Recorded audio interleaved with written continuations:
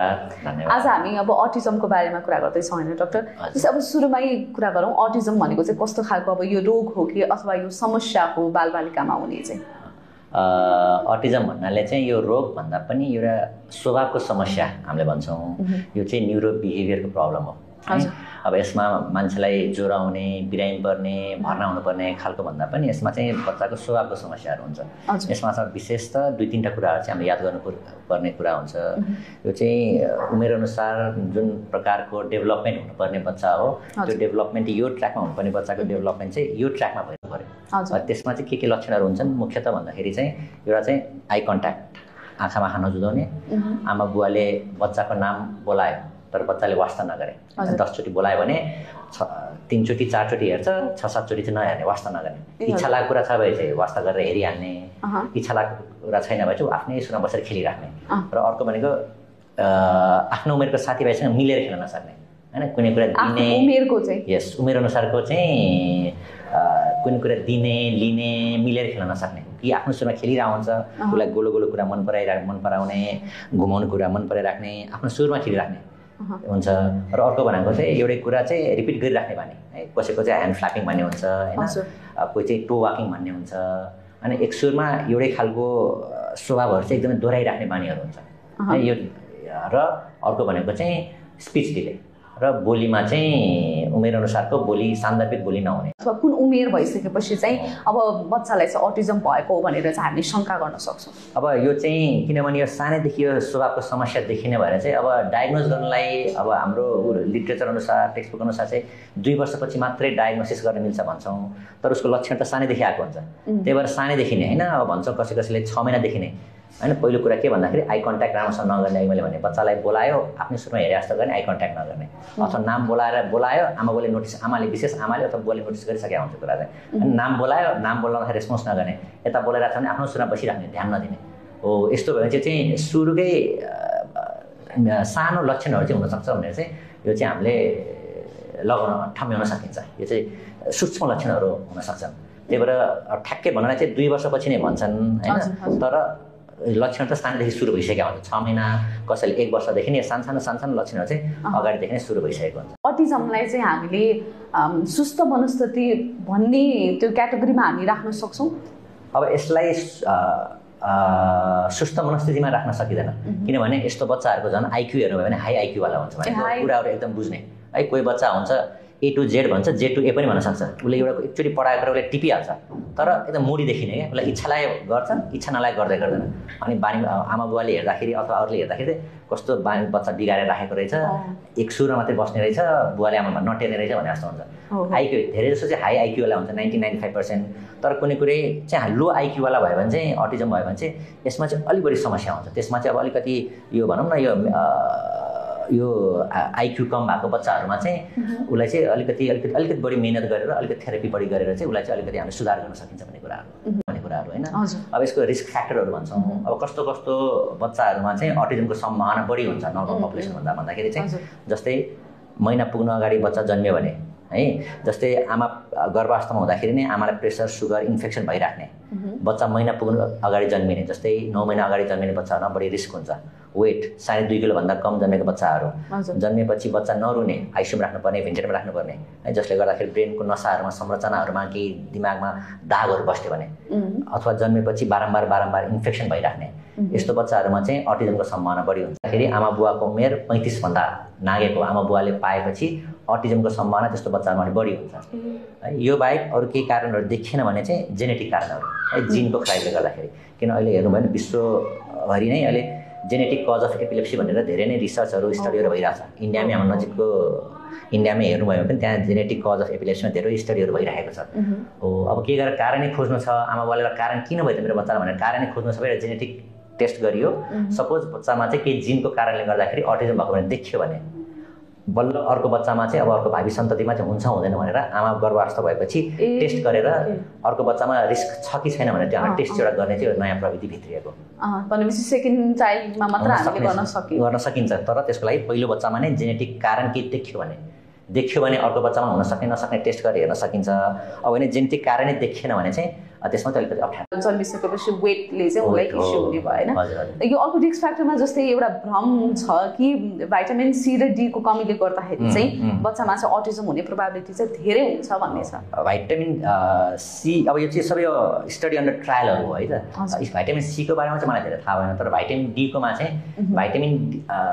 D ले गर्दाखेरि autism हुने भन्दा पनि अटिजम भएको बच्चाहरुमा चाहिँ भिटामिन डी को लेभल चाहिँ धेरैसम्म कमी हुन्छ है यसले गर्दा बिहेभियरमा प्रब्लम हुन सक्छ भने चाहिँ हामीले धेरैसो चाहिँ जस्तै भिटामिन डी को हुन्छ अब हेमोग्लोबिनको कुराहरु आउँछ हैन आइरन लेभलको कुराहरु आउँछ हैन भिटामिन B12 को कुराहरु आउँछ र विभिन्न साना साना यो माइक्रो भिटामिन्सको लेभल्सहरु हेरेर कहिलेकाहीँ यिनीहरुले गर्दा व्यवहारमा चाहिँ उसको बानी व्यवहारमा चाहिँ प्रब्लम हुन सक्ने भने त्यो टेस्ट गरेर हेर्दाखेरि कतिजनामा चाहिँ यिनीहरु सप्लिमेन्ट गरेर हेर्दाखेरि चाहिँ सुधार देखिन्छ सुधार हुन सक्छ भन्ने कुरा हो 100% सबैले हरेक बच्चामा सुधारै हुन्छ भन्ने हुँदैन तर कसैकसैमा एटलिस्ट 10% 20% मात्रै सुधार हुन्छ सुधार त भयो भन्ने कुरा हो त्यही भएर यो भिटामिनको कमीले गर्दाखेरि अटिजम हुने भन्दा पनि अटिजम भएको बच्चाहरुमा चाहिँ यो समस्याहरु भिटामिन कमीहरु चाहिँ देखिन सक्छ भन्ने कुरा हो त्यही भएर यस्तो बच्चामा हामीले सप्लिमेन्ट्सहरु दिने कारण चाहिँ यो अहिलेसम्म अटिजमको लागि क्युर ट्रिटमेन्ट भनेर चाहिँ हुँदैन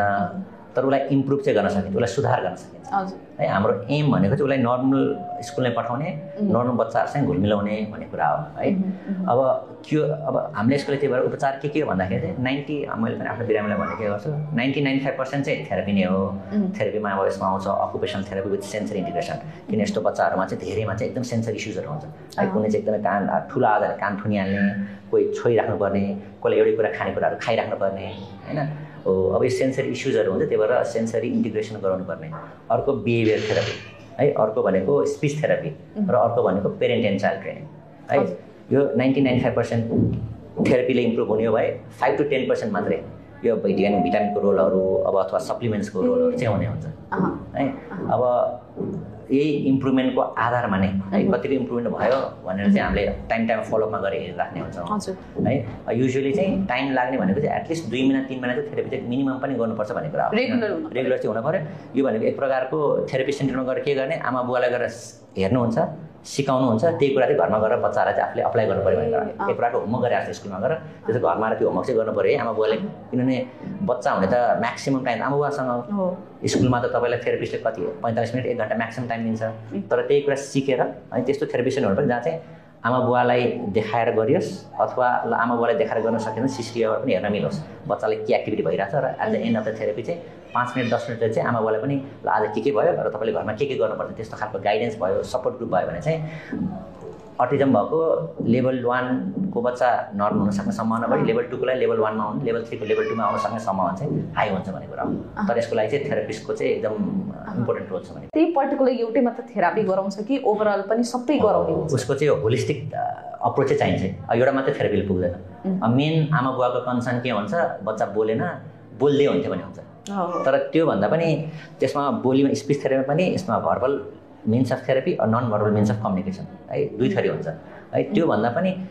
ओभरअल हेरेर उसको नीड ल ठीक छ एउटा स्पिच त एउटा पाटो भयो तर सँगसँगै सेन्सरी इश्युजहरुमा मैले भने हैन अलि बढी चकचक गर्ने एक ठाउँ बस्न रेस्टलेस हुने हुन्छ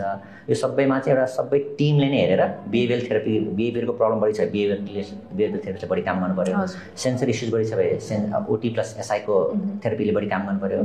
अब प्लस सँगसँगै स्पिचमा त्यही भएर सबै थेरापी चाहिँ एउटै ठाउँमा भएको चाहिँ एउटा चाहिन्छ कि अब 90% थेरापी भइसकेपछि चाहिँ बाँकी 10% चाहिँ औषधि युज गरेर पनि यसलाई केही हदसम्म निको पार्न सकिन्छ कि सकिदैन त अब औषधिले चाहिँ उसको बिहेभियर उसको जुन स्वभावको प्रब्लमहरु छ नि त्यसलाई चाहिँ मत्थर गर्न सकिन्छ भन्ने कुरा हो है अब कुनै चाहिँ ब्रेनको भाइटामिन छ जस्तै ओमेगा 3 फ्याटी एसिड्सहरु भन्ने हैन नेपालमा हैन विदेशमा पनि यो ट्राई गर्न सकिन्छ प्लस 2-3 टा ब्रेनको लागि भाइटामिन्सहरु दिन सकिन्छ र उसको चञ्चलपनाको लागि पनि औषधिहरु चाहिँ हुन्छ धेरै किन बच्चा त थेरापी गर्दा नि स्थिर त हुनु पर्यो नि त स्थिर भएन त थेरापिस्टलाई पनि त्यो बच्चामा काम गर्न त गाह्रो हुन्छ त्यो बच्चालाई स्थिर हुनलाई पनि मेडिसिन्सहरु हुन्छ है प्लस अब अरु भनेको चाहिँ अब नयाँ कुराहरु अब अन्डर ट्रायल भएको कुरा चाहिँ डायटको कुरा पनि हुन्छ हैन कति जनाले चाहिँ यो चाहिँ धेरै कुरा चाहिँ यो अन्डर ट्रायल हुने छ है जस्तै अब लो केजिङ डायट हैन ग्लुटेन फ्री डायट भनेको मैदा पिठोबाट बनेको कुराहरु गुलियो पदार्थहरु कम खान दियो हैन भने चाहिँ यसले चाहिँ उसको बिहेभियरलाई इम्प्रुभ गराउँछ भन्ने हुन्छ किन भन्दाखेरि चाहिँ यसमा चाहिँ अटिजम भनेको चाहिँ गट ब्रेन एक्सिस भन्ने हुन्छ जस्तै गटमा केही प्रब्लम छ भए त्यो टक्सिनहरु अथवा त्यो नचाहिने पदार्थले गर्दा चाहिँ ब्रेनमा चाहिँ यसले चाहिँ बच्चालाई हाइपर एक्टिभहरु बढी गराइदिन्छ भनेर चाहिँ यस्तो खालको डायट पनि ट्राई गर्न सकिन्छ भन्ने कुरा हो है प्लस अरू भाइटामिन्सहरू हुन्छ प्लस अरू 2-3टा नयाँ होइन उहरूको रोलहरू भिटामिन्सहरूको रोलहरू छ त्यो चाहिँ अन्डर स्टडी नै छ भनौँ न सबै 100% बच्चामा सबैजनालाई फाइदा हुन्छ भने छैन कसैलाई अब यो खानेकुरामा चाहिँ जस्तै अब फुड इन्टलरेन्स हुने बच्चाहरू कसैलाई कुनै कुरा खाँदाखेरि पेट फुल्ने डायरिया हुने नपचाउने बच्चाहरूमा चाहिँ यसले बढी फाइदा गर्छ यस्तो खालको डायटरी थेरापीले चाहिँ अलिकति फाइदा गर्छ भन्ने कुराहरू हो र अर्को भनेको चाहिँ अब स्टेम सेल थेरापीमा पनि अब होइन पेरेन्ट्सहरूले चाहिँ आजकल किन आफैले खोजेर नै स्टेम सेल थेरापीको बारेमा कतिजनाले सोध्नुहुन्छ तर अहिलेसम्म स्टेम सेल थेरापी चाहिँ रेकमेन्ड भनेको चाहिँ अब तपाईँको एक प्रकारको हड्डीबाट चाहिँ पानी झिकेर त्यो हड्डीको पानी नै पुस गरेर चाहिँ त्यसले चाहिँ बच्चामा इम्प्रुभमेन्ट ल्याउँछ भनेर चाहिँ त्यो चाहिँ नेपालमा होइन इन्डियामा चाहिँ गरिन्छ कतिवटा सेन्टरले त्यसलाई धेरै प्रमोट गरेको छ तर अहिलेसम्म चाहिँ यो चाहिँ प्रुभन कुरा चाहिँ होइन हड्डीको पानी निकालेर फेरि त्यसमै हाल्ने स्टेम सेल दिने है त्यसलाई स्टेम सेल पुस गरेर अनि त्यसले चाहिँ इम्प्रुभमेन्ट हुन्छ भनेर उनीहरूले क्लेम गर्छन् तर त्यो चाहिँ अहिलेसम्म चाहिँ स्टडीले चाहिँ भनौँ न लिट्रेचरले स्टडीले चाहिँ अहिलेसम्म त्यसलाई चाहिँ प्रमाणित गरेका छन् किनभने हामीले देखाएको छौँ स्टेम सेल थेरापी कतिजनाले गरेर आइसकेको बच्चाहरू पनि सोचे जस्तो खर्चिलो जाँच चाहिँ यो खर्चिलो छ यो सबै गर्दाखेरि तर यसले इम्प्रुभमेन्ट चाहिँ हामीले खासै देखाएको छैनौँ 100जनामा एउटालाई फाइदा भएको देख्यो भने